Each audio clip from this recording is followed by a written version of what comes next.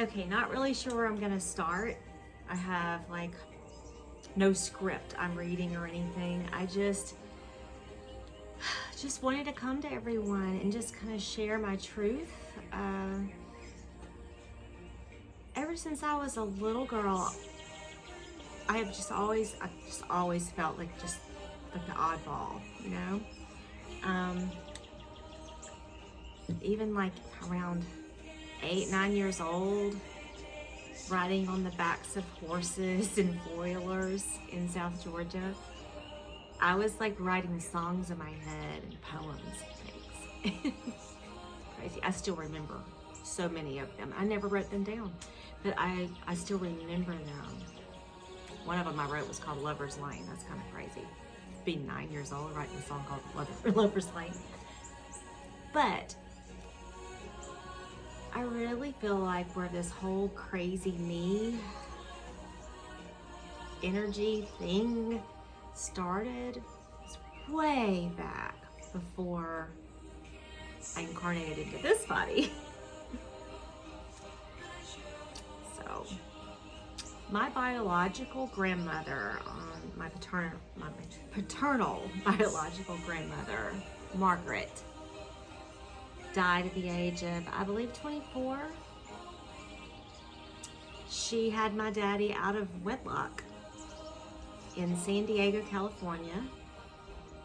Her mother sent her away, and eventually in my story you'll learn that I loved her mother, my great-grandmother. Like, I ended up really getting very close to her. But back then, okay, Margaret was sent away by her mother to live in a home for unwed mothers. And that's how she ended up in San Diego, I believe. Not really, maybe not. Maybe the home for unwed mothers was somewhere else. That's just what I was told. So I've got a lot of research to do to figure out all these truths that lead up to me, that make me who I am. Anywho, she had my dad, and he was a little toddler. She lived in an apartment on the second floor, and a preacher and his wife, this is the story I'm told, came over to visit her. Like, I don't know, to invite her to their church, I'm not sure, but she invited them in, and as they sat down, the pastor, the man sat down, and then they had a baby with them also. Margaret, my biological grandmother, says to the preacher's wife, she's like, "Oh no, sit here. This seat is more comfortable." And they switched seats. And what I'm told the story is, and there are documents and things that I have got my hands on that tell me that this is probably true. So as Margaret goes to sit down, a man was cleaning a gun or something downstairs. He lived in the apartment downstairs from her.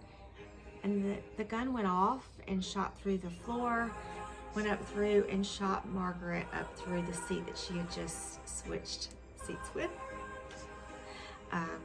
So she sits down, she gets shot, and she dies right there. With my daddy as a toddler running around and playing with the baby that the preacher and his wife had brought over. Anyway, the story goes on that they're, like my great-grandmother, Margaret's mother, Margaret also had 2 sisters, by the way, but her mother never told her father that she was pregnant. Such a disgrace, back then. And sent her away. So now Margaret is dead. She's not married. Oh, and on a side note, she named my daddy after the father of my daddy. So I just like to remember that a lot, because that means that she loved him.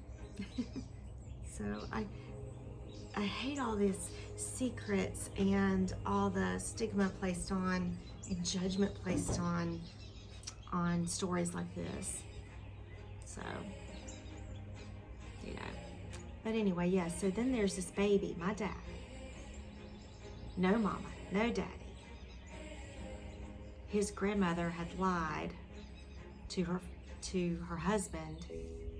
So as far as her husband knew, he didn't exist, right? So what are they gonna do?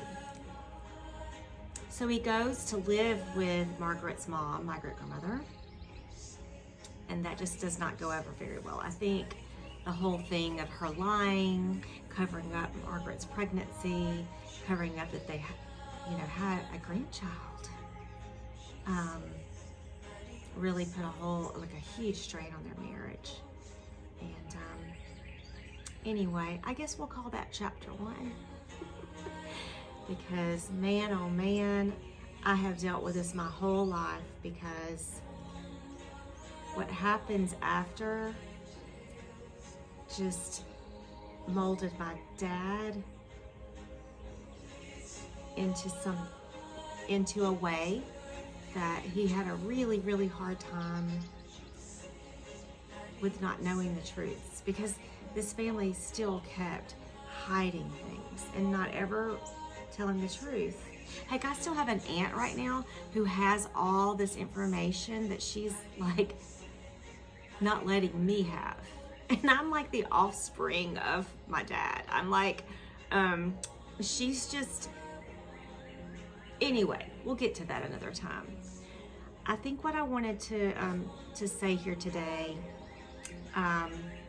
is that you never know. You just never know where people come from. And we all have a truth. We all have a reason that we're all here. I believe it is to just expose the light within us. Sometimes I believe that I have an oversoul from Margaret. I believe that Margaret might be my oversoul. I'm not sure. I do know that I have encountered people just on a whim, not even looking for a psychic or anything, just like talking to people, and random people that I've just run into out of town that don't know. Been like, just the name Margaret mean anything to you? And I'm like, yeah, it means a lot to me. So anyway, for other intuitives to actually like see or feel or hear Margaret, I believe my grandmother, talking to them around me, seeing her around me, has got to mean something. And we're going to dive into this, and hopefully I can make it into a book, because this has been my lifelong dream, is to revive Margaret. There's a Facebook page called Reviving Margaret, and I've never done anything much with it. Sucks that I haven't, but just been too busy, I guess. I've had 3 children,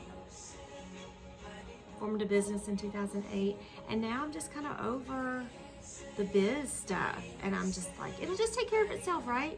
Because I really need to get this story out for me and for all the other Margarets in the world.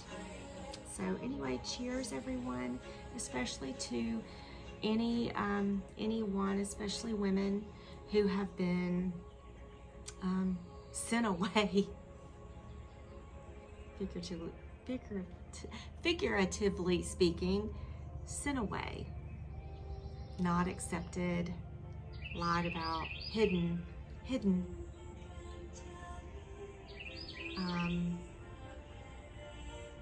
Because gosh, this curse has got to stop.